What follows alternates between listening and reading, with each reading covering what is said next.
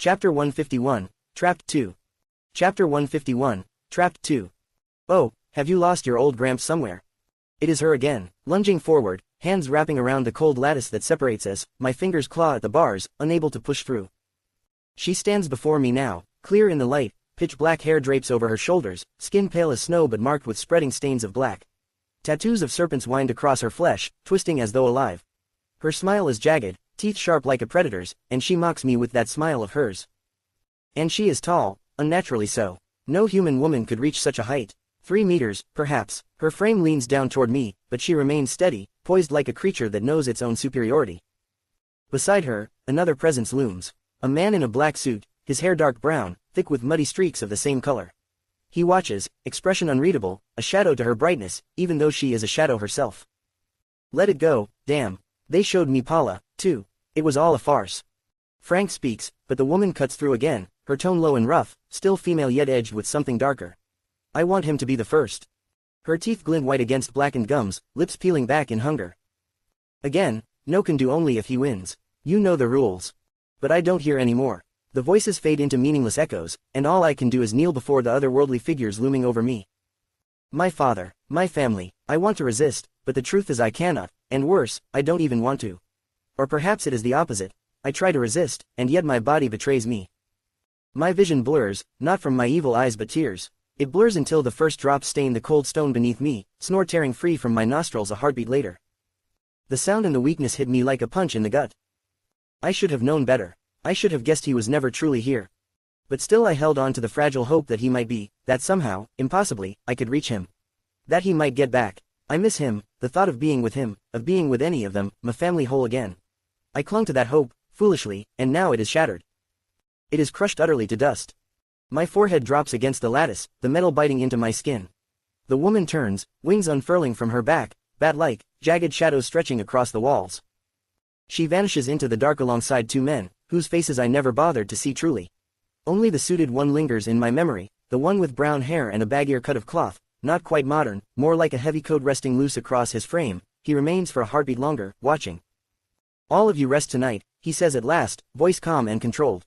We've cut the chips in your bloodstream. No need to fear sudden detonation, not from a fight you had today, or in some hours, or tomorrow.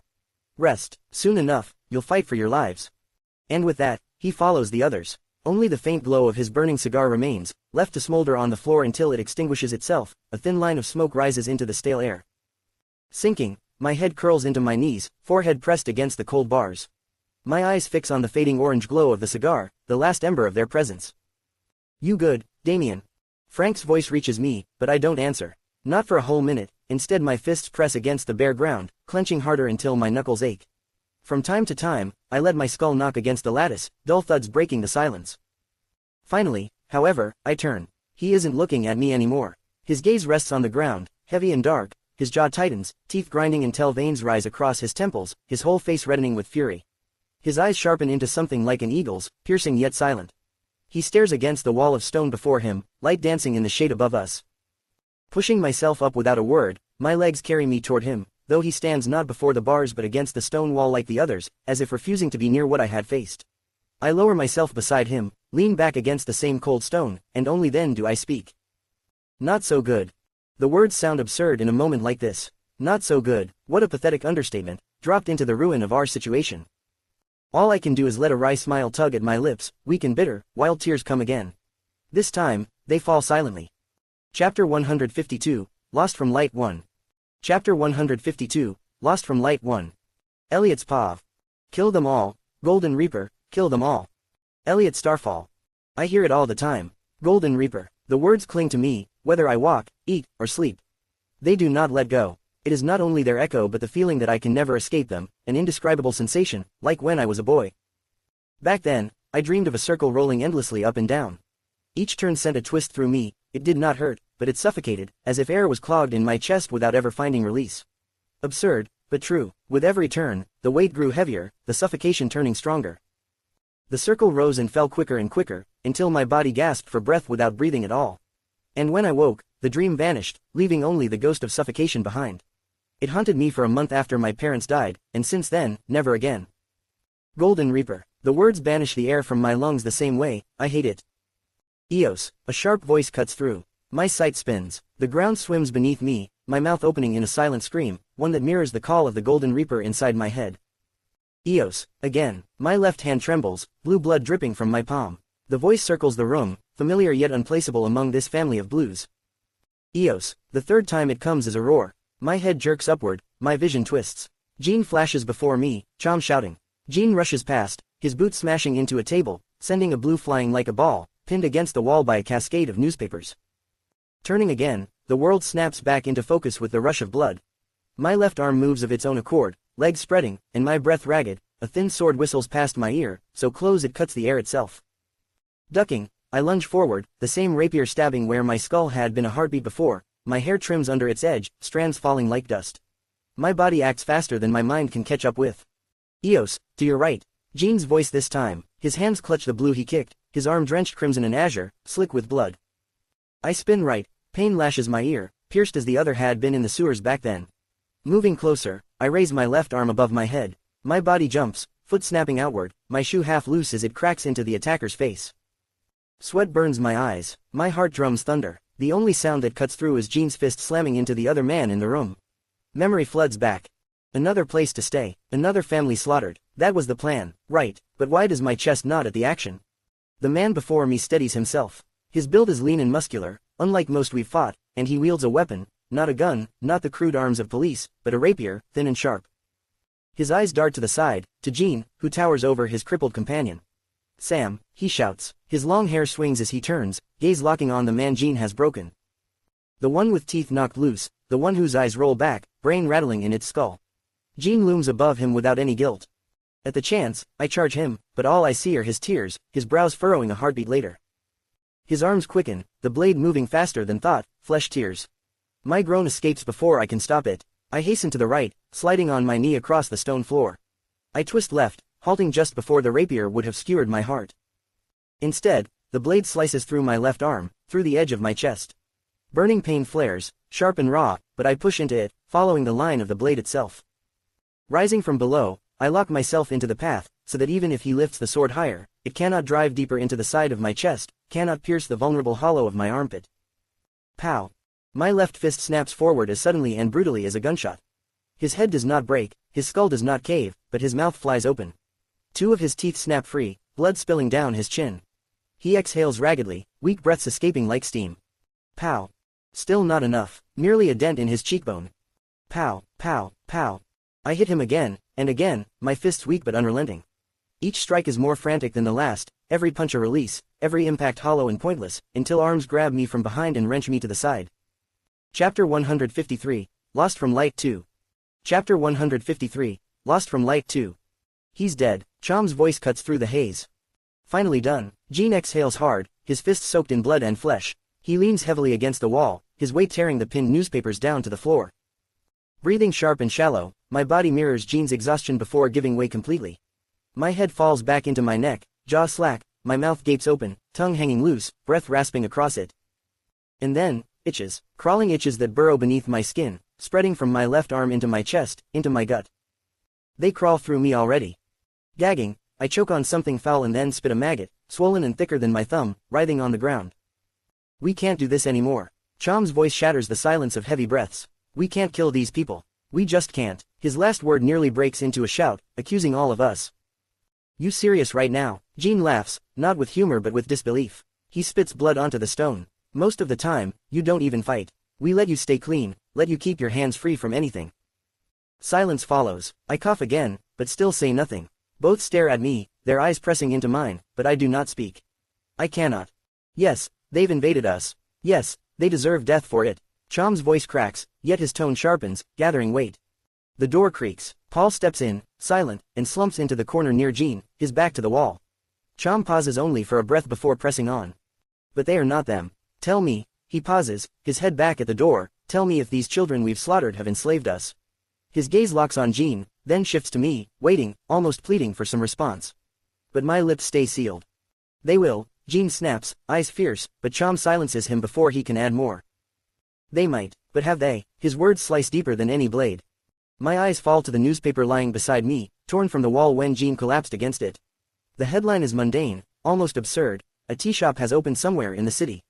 Staring at the ink, my eyes burn as the lamplight presses against me, searing the edges of my vision.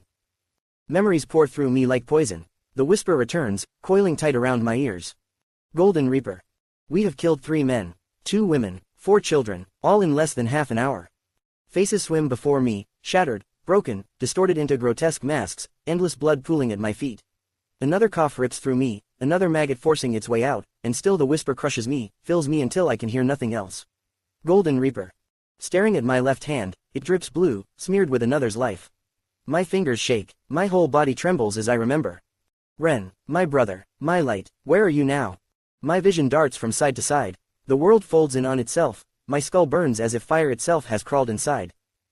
The voices, not my own, not even Chom's, but Jean. They killed my sister, he screams, spit flying, face scarlet.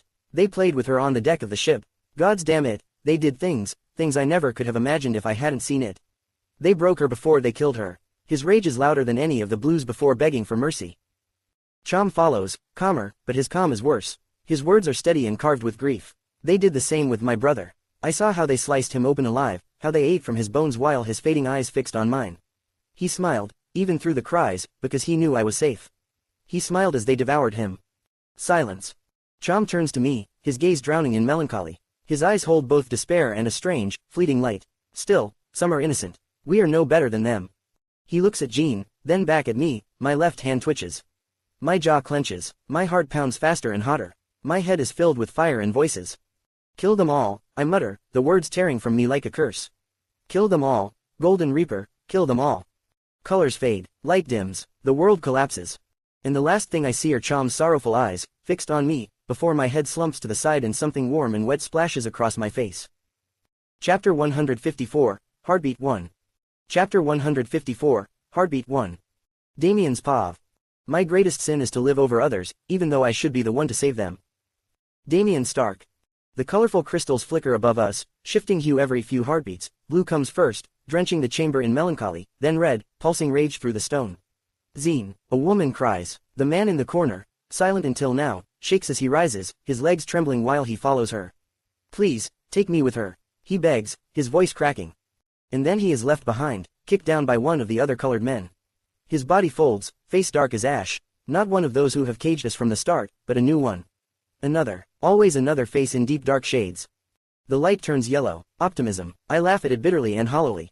A breath later, it shifts from violet to orange, blending into a storm of color I refuse to follow anymore, let it all blur.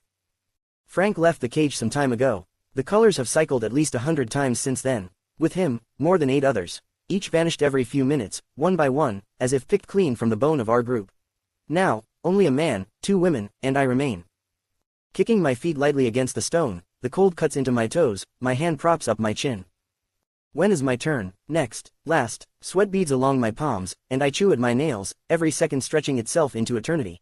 The people, walls, and colors are blurry, but no tears fill my eyes. Next, Shala. It is the blonde woman, her hair is so pale it is almost white. Early 30s, I guess. The other woman is younger, her maroon hair catching the fractured light. They, as I am, are naked, most of us are. There is no dignity left, only the stone beneath me, rough and fractured, catching the shifting colors like a cruel mirror. Looking down at my feet, the nail of my big toe is cracked, and the grit of the ground lets me sink into it. Minutes crawl by. Next, Damien. The voice belongs to one with skin as dark as ash, eyes as pale as alabaster, glowing gray against the contrast of his flesh. He seizes my wrist. For a moment, I think he will snap it outright. Pain sears through me before he lets go, shoving me forward instead. A sack falls over my head. The crystal light vanishes, replaced by choking black. The lattice slams shut behind me, the sound carved into my skull after watching so many dragged out before me. My breath grows ragged, the ground is rough underfoot, stones jutting up to catch my steps. I stumble and nearly fall. The ashen man behind me chuckles under his breath, mocking, then smothers it quickly, as if laughter itself is forbidden. Humiliation burns hotter than fear. But what can I do? He is taller than me, though shorter than most others I've seen here, briefer even than Frank, impossibly so. Yet he moves with the weight of a predator, each shove against my back nearly toppling me. He is not human, none of them are, they are all monsters. My legs tremble, every step fragile, every movement threatening to cause me to collapse to the ground. My breath comes shallow, a rapid beat against the dark sack banishing any light. My steps are awkward and uncertain, and behind them are steady and cruelly calm. His exhale is measured, mine, on the other hand, is frantic. A stone juts up from the ground. My toe strikes it, pain spears upward, sharp and immediate. I hiss, but it is not the pain that terrifies me. No, it is the thought that at any step, I could walk off a cliff into endless nothingness, or that I could be punched in the side or back. From any angle, and being crushed, each bone breaking, my flesh tearing, and my blood splashing all over the place. My feet move like a madman's, cautious, dipping like toes into cold water, always expecting to fall. The Ashen Man laughs again, openly this time, cruel mockery in every sound of his very being. He pushes me harder this time, letting me stumble, nearly collapse completely. You lads are all the same, he sneers, his voice thick with contempt. Clinging to your short lives as if they mean anything to your red souls. Blackness swallows me, and my heart pounds without a break 2 to 3 times a second. My tongue wants to curse him, but I bite it down, too afraid that if I speak, he will shove me into whatever abyss waits ahead. Chapter 155, Heartbeat 2. Chapter 155, Heartbeat 2. My knees weaken, my teeth chatter, still, I walk. Step after step, my thoughts claw back toward my family. Father, mother, Mia, I miss you. Showtime, lad. My last images of family shatter as light explodes before me. Colors blind me, blue, red, orange, yellow, violet, all flashing at once until they burn together into whiteness. The sack tears away from my head. My eyes scream with pain. I throw up my hands to shield them, stumbling backward. But before I can find my balance, a boot slams into my spine. The Ashen Man drives me forward. I crash to my knees, my chin smashes against the rough ground, skin tearing away as stone scrapes deep into flesh. Fire spreads across my jaw, the raw sting of ripped skin surging through me. It burns, it hurts, my body aches everywhere. Looking over, my body sinks, and my head presses to the ground. My neck stiffens, my eyes turn upward, my mouth still tasting the dust of the rough ground. Blinking, the light shifting in hue and brightness, I push myself up, though slowly. I spit to the ground, turn frantically, and my legs stumble backward. But again, a kick slams into me, harder this time, and still I cannot see properly, my eyes struggling to adjust to the violent changes of light. I don't want this anymore. Again, I crash to the ground, though this time staying there longer. My breath grows shallow, my heart feels as if it's breaking through my ribs. Pound. Steps close in, heavy and deliberate. A raspy voice follows, grating against my ears. Go over there, Red. Not a shout, but loud enough to scrape at my skull. The one in front of me, not the voice's owner, moves, dragging himself like I do, his breath ragged, body trembling. Forcing myself to rise, my hands scrape against rough stone, dust clinging to my palms. The air grows heavy and hard to breathe. Pound. Something is thrown over the shaking man's head before me. A shadow falls, the light dimming, and suddenly my sight clears. I stand hunched, still half curled, while the man before me straightens more fully. Now, kill each other. The voice is deep and echoes in my bones. The larger man of other blood and the ashen creature behind me both retreat in the span of a heartbeat, leaving us alone in the open. My knees remain pressed into the grit. My mind reels, unable to comprehend. Pound. The shaken man rises opposite me, eyes glistening with tears, his chest heaving. He steadies himself on his knees, the same as I do. Pound. Then his gaze shifts, locks onto the object thrown before him. A knife, long as a man's outstretched hand. The ashen wretch behind me lets out a mocking laugh. The shaken man before me, curly brown hair, skin tanned, features southern, naked as I am, lunges forward, seizing it. Pound. His eyes, red-rimmed and shadowed beneath furrowed brows, fixate on me. Neither does he buckle nor yield anymore. He charges. I react too slowly. A sharp sting bursts across my forearm as the blade slices me, barely missing my side. The cut is shallow but enough for blood to run down the metal. Pound. Stumbling backward, I panic, my gaze flicking between him and the ashen figure watching from beyond. I cannot afford for them to kick me down again. My torso twists desperately, dodging strike after strike, though each pass leaves me grazed, my skin tears, blood streaking me. With every cut, I cry out. Pound. He drives harder, faster, his steps urgent, mine erratic. Panic makes me reckless. He thrusts again, and I throw my palm forward without thought, only to feel the blade stab clean through my hand. Chapter 156, Heartbeat 3. Chapter 156, Heartbeat 3. A scream bursts from me, the knife quivering in my flesh, just inches from my chest. I block, barely alive.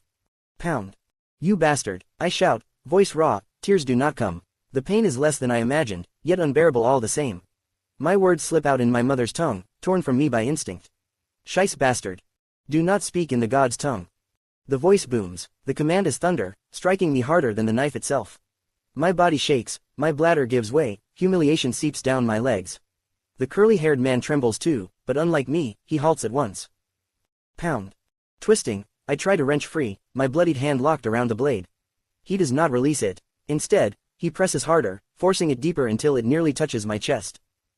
Don't. My voice cracks. This time, I speak in English again, desperately, and the overseer does not shout again. Pound. Stumbling backwards, he follows, his body pressing against mine, pinning me to the ground. His full weight bears down, forcing the blade through my pierced hand again. Now it hurts, now it burns. The tip grazes my chest. My vision blurs, the world tilting. Please, I beg, my voice breaking, color swimming before my eyes. Behind his silhouette, a glow flares, cold blue light, distinct and sharp against the haze. And still, he pushes harder. Pound. I have family, I scream, tears flooding my eyes, salting my lips. His ragged breath washes over me, sour and vile, but he does not falter. He does not ease his grip. Instead, he pushes until the knife pierces the first layer of my chest. My skin. Pound. Too many heartbeats pass, ragged breath, shallow breath, he shouts in a language I don't understand. I choke out words in English. Please, again, as if repetition could grant mercy. Pound. Please, I cry, pain swelling in my neck as I curl my body, straining against him. An 80-kilo man, pressing everything he has into the blade, trying to drive it into my heart. Pound. Something rattles in the distance, but I cannot look. I cannot let go. My chest runs slick with red, my pierced hand bleeding endlessly. The pain lances through skin, flesh, and bone alike, every inch of me burning. Pound. His saliva drips across my brow as he groans. He forces the knife down. My heart pounds against my chest, pulsing through the torn grip of my hand. Slowly, agonizingly, my strength fails. Pound. Dawn. I scream, but my grip loosens. My arm twists, wrenched aside unnaturally, my own hand dragged toward my chest. The blade slips through, flesh splitting, lung punctured. Pound. I scream, gasping for air, as though relief and agony were the same. My chest fills with fire. Yet I push back with what little remains in me. Pound. It pierces deeper, a scream breaks from my throat. He shouts again, the words foreign, meaningless, but filled with hate. The world dims, light flickers. My strength vanishes. Pound, pound, pound. I gasp for air, but blood pours from my mouth, choking me. The knife is gone, the man's weight is gone. No. Turning my head weakly, I see him, shattered. His body sprayed across the wall, red painting the stones, organs smeared across the ceiling, bones broken into fragments on the floor. I cough thrice, my body trembling and still bleeding, still fading. Above, the crystals shift in hue, warm, then cold, as though mocking me. Stark. No, I am weak, I always was, I always am. Another cough racks me, my vision fractured by flickering lights. You poor red boy. A voice, a silhouette, she emerges, taller than any woman I've seen, her teeth sharp as a shark's, her body immense and powerful. The colorful light fades entirely, leaving only her pale, shadowed form. Her right fist drips crimson, blood oozing down her arm. Coughing again, my body convulses. Her black lips curl. You're my property from now on. She turns aside, speaking gibberish, words tossed toward the ashen man, or the other tall one. My hearing blurs, my vision folds. My eyes close. Chapter 157, My Friend 1. Chapter 157, My Friend 1. Ashton's Pav. My first and last friend, I wish to celebrate a birthday with. Aston von Rosenmal. Vis sits cross-legged, his long frame folded neatly into the chair beside Lenny, the bald and short-headed. Both are of the same color, green, and yet their forms could not be more different. Vis, his hair brown, slicked back to the middle length, his posture relaxed, his eyes sharp, balances a teacup between his long fingers. A quiet, genuine smile plays on his lips. Lenny, by contrast, slouches forward, his thick hands clutching a fluffy cake as though it were treasure. What ya reading? Lenny asks, his northern accent rolling awkwardly off his tongue. I've never been sure if it is a mask he wears or the truth in his blood. Even his comrades, some things about them remain faceless to me. No, I shouldn't think of them like that anymore. What good fortune does such distance bring me? Nothing. Lowering my head into the hot steam of my own teacup, a bruised reflection in bandages stares back, warped in the brown liquid. Too bitter for my taste, not nearly sweet enough. Still, I drink. Nigel is going furious with Zentria, Vis says suddenly, leaning back into his chair with elegance. He smiles again, showing the faint green of his gums. Unlike Erickson, most of them cannot change their inner appearance, such as their gums, tongue, or the faint blush under their skin. Even Erickson fails at changing the color of their blood. But that's a small matter compared to what we've done. The azure sun spills its light through the open window, painting the room in warmth. Outside, pale birds, white, nearly baby blue, pick and flutter at the stones just beyond. The air rolls in with the scent of salt and fish, a freshness only the coast can give. I breathe it in. Vis folds his newspaper on the round table, the words sharp as usual. The whole kingdom is in an uproar over who assassinated the king. As we guessed, according to Harmon, they believe the blood came from another kingdom. Most assume it must have been Nigel, since tension was already at breaking point. I shift, pain still lancing my side from the false god's blow. Kingdom Zentria is close to declaring war against Nigel, this continues, yet they have neither king nor queen, no commander, no troops worth fielding. Nothing but chaos, and the other kingdoms won't remain silent forever. Soon, every single one of them must take a side. Elysia will burn. He creases the newspaper and sets it aside while sipping on his tea. 3 days have passed, only now have they shared this version of the events with the people, falsehoods, wrapped in ink and paper. Elysia saw me, even assumed me for who I truly am, Aston. My memory remains foggy, but that moment will not leave me. I changed my blood, and she still recognized me. Did she not see the box? Why not tell them? Bracing myself against the arm of the chair, I stare through the open window. The breeze scatters my hair into my eyes, and for once, I do not care. I've never left it uncombed. Now, as the wind whirls across my face, I feel alive. Alive. All the sorrow, all the weight, gone. No more endless effort to please my father. No need to bow my head before siblings who despise me. No need to pretend to know the stranger who bore me, who called herself my mother, even though she never talked with me. I am free. I embrace the salt, I embrace the warmth. The sun dances across my skin, bandages wrapped tight around most of it, pale white instead of the blue stains they bore 3 days ago. I stare into the open world. Beautiful. The sky stretches endlessly, turquoise mingled with blue, the horizon is clear as glass. Not a single cloud mars it. Birds flit freely, not the mountain beasts who ferry reds into chains, but small, harmless creatures. The kind that do not devour cattle but eat bread from the streets to survive.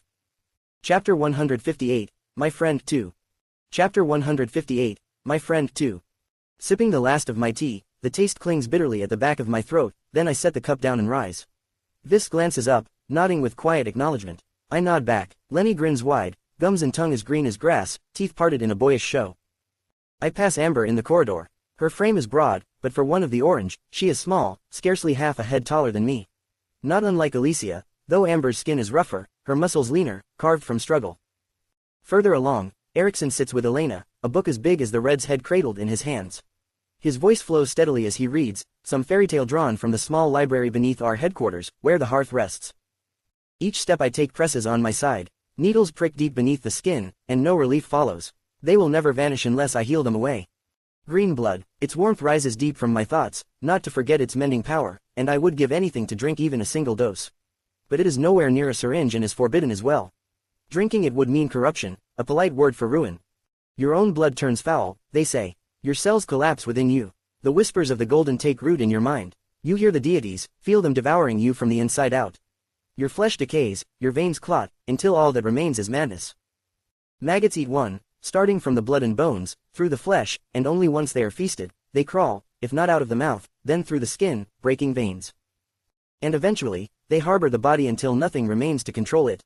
Whether the soul departs and finds the afterlife is unknown. How ironic, that gods, who should care for us, are the last thing that drives us mortals, drives us into corruption, into brainless creatures. Thud. A sharp growl escapes me as I turn deep in thought and kick my toe against a chair left to my side. As always, it's the chair of that scar-faced Grim, but he's currently somewhere with beloved ones, as are most of us, pain flares. My growl dwindles into silence as it ebbs, yet it still lingers. This upper store is empty now, the air still carrying the taste of dust and salt. I stand alone, yet my thoughts are filled with things I shouldn't care about at the moment. How many of those brainless wretches now stumble across the front lines of Nigel and Zentria? Before all this, the two kingdoms shared a vast territory of forests, an endless green expanse, until conflict came with Eduard III, king of Nigel. He despised the balance, could not stomach the state of things. His reign ignited the fracture, set it ablaze with the decision to enslave the whole of Earth. Of course, the excuse was trade. They knew no one would favor them in fair dealings. They knew they would be shunned, offered nothing, perhaps not even scraps. Perhaps, I think with bitter amusement, if they had asked nicely, they might have been treated equally. Maybe all of this could have been solved with words. Laughing silently, my hand trails across the surface of an even-layered table, its wood calm and indifferent. Honor, the royals' greatest enemy. Even with the sentence of death over their heads, they would never bend the knee, never plead for forgiveness. And so the war spirals. The front lines, once filled with armies of conviction, must now be swollen with the brainless, the corrupted. Without oranges to burn them away, the war itself may unravel into nothing but rot. Yet again, I worry for things that do not belong to me. Not every soldier is corrupted. Not yet, only half the men carry the pressure of higher blood pressure in their veins. And still, most green or orange-blooded let them, the weak, the proletarian blues, drink of them in large drafts, handing them temporary strength, temporary advantage, whenever circumstances demand it. Chapter 159, My Friend 3. Chapter 159, My Friend 3. My steps bring me past a calendar pinned to the wall. Days are crossed through with orange ink, and the last one, today, is the verdant haven. I pause, remembering the day to come. Tomorrow, the day of amber glow, the last week of the year, the month of Astra. Tomorrow, I turn 24. The thought makes me grimace. My birthday lies before me like a stone in my path. On amber glow, the day we depart for Ruby on the wings of mountain birds, my age will change. How fitting, how ironic, I had forgotten it completely. I'll celebrate it alone, neither feast nor family will contribute to its occasion. Even with companions by my side, my birthday is mine alone until the journey ends. Even though it doesn't end on the day after, we will travel on the mountain bird for a few more days until arriving on Ruby. I will celebrate without family, willingly for the first time. I won't waste one more day hoping for my parents to appear. That hope has rotted away, year by year. Not once did they come. Not once. Now, I can do as I please. No expectations, no waiting, because I have already left it all behind. No, I left everything behind the day I killed my brother. Someday, his body will surface. The sea will cast him up, and his corpse will be carried back to my family. When that day comes, my fate will be sealed. They will know, but by then, I will be long gone. The last memory I will hold of them is in a body that is not my own. That is all they will ever have of me, and I feel free. I'll take Ella, Tristan, and Doran, I'll wrap them in disguise as Lieben. I will wear the mask of my dead brother, and through his name, give them a future worth living. I will leave it all behind. The empty room hums with silence. Doors closed, windows yawning open to the sea, I step toward the breeze. Breathing in the salt again, I imagine galleons sliding over waves heavy with stolen lives. Men, women, children, all bound, all chained. The sails have already been raised. The day after the assassination, they set out, precisely timed, no more than a week of travel. Excellently planned, so they all enter Ruby as the golden moon wanes and drowns itself in red. Small in scale, yet a triumph vast, immeasurable. I count heartbeats in the silence, while the azure sun heats my bandages, but I enjoy every little sensation I have with my peeking skin underneath. 20 heartbeats pass before Harmon enters the room. He does not look at me, his shoulders sag, his head bowed, the weight heavy across his frame. It has been days since that expression claimed his face, yet it still does not leave him. He trudges past me, each step slow, his massive hands hanging low, hands as large as 1.5 of my head, fingers thick as 2 of mine, and he scratches absently at his face. As he passes through the golden doors of our headquarters without a word, his thoughts seem to consume him. However, my gaze drifts to the right. A picture hangs there, Arthur, not a photograph, but a work born from Vis's blood craft. Arthur's likeness glows in shades of hardened green blood, his mane combed back, his gaze as sharp as a lion's. He wears the attire of a royal, and though his lips remain pressed, though his face is carved with severity, I can see the ghost of a smile. A proud smile. It's no wonder Harmon is haunted. To lose him is to lose a part of the world. Arthur's painted eyes stare at me, and it feels like something inside me is being torn away. I wish we could celebrate my very first birthday together, my friend. The words scrape from my throat like thorns, cutting deep, leaving me raw. My vision blurs suddenly. Tears brim, spilling freely, and still, I force a smile. I wipe my face with the loose bandages draped around my arms, but the tears soak through anyway. The first person I could have called a friend is already gone. I smile back at him, grieving for the moment, but soon, a few heartbeats later, I walk away, holding my right arm weakly into the air, saying farewell. Chapter 160, Tied Up 1. Chapter 160, Tied Up 1. Damien's Pav. They say a déjà vu is something that has happened for one before, but what if, in the very moment, one is trying to send the memory forward, to one's own future self? Damien Stark. Coughing violently, my chest heaves, cold sweat slicking every inch of me. My breath rattles, shallow and painful. No light greets me, only darkness, suffocating. No air enters my body, it refuses to obey completely. I cannot move, cannot shift, as though I am trapped in something unseen, a prison of flesh and stone. Panic grips me. Trying to drag my hands across my chest, my hands search for the spot where the knife pierced me, to know if it had driven deep enough to reach my heart. Another storm of coughing seizes me, each convulsion burning as if oil was poured down my throat, only to be followed by flames, my throat sears. Trying desperately to scream, only a strangled hum tears free. Saliva sprays from my lips, dripping down my chin, until the sound chokes me utterly. Hey, is what I want to cry out, but nothing escapes, only the wet gargle of spit and blood. The darkness presses tighter, swallowing me whole. It hurts. Gods, it hurts. Why am I still alive? Or am I already dead? Another sound breaks from me, desperate but pitiful in exhalation. My heart pounds harder, each beat slamming against my ribs as if to break them. My tongue swells, choking me, pressing down my throat until even breath feels impossible. No answer comes, no one responds. Every attempt, every effort, fails. My legs refuse to kick, my arms won't move. And trying to twist my body, to roll, to touch something familiar, nothing comes back at me. I might as well be buried alive. My fingers twitch, my toes curl, nothing else obeys. My screams come ragged, not even an echo returning. They are muffled, and ache as pressure builds until everything tears as though my flesh and bones open from the inside. Flash. Light explodes across the room, suddenly. My skull rattles with the force of it, my eyes blinking faster than birds can move their wings. It isn't like before. This light bites, raw and invasive, searing through the dark. Crying out, my eyes shut after watering and blinking too many times. Scarlet pulses behind my lids. Huanum. My voice breaks, and suddenly something loosens in my throat. Suuanpi. The sound is guttural, half-formed. Saliva spills from my lips, splattering over my chest like a glass tipping half-full. Gagging, I cough, and finally words rasp through. Stop it.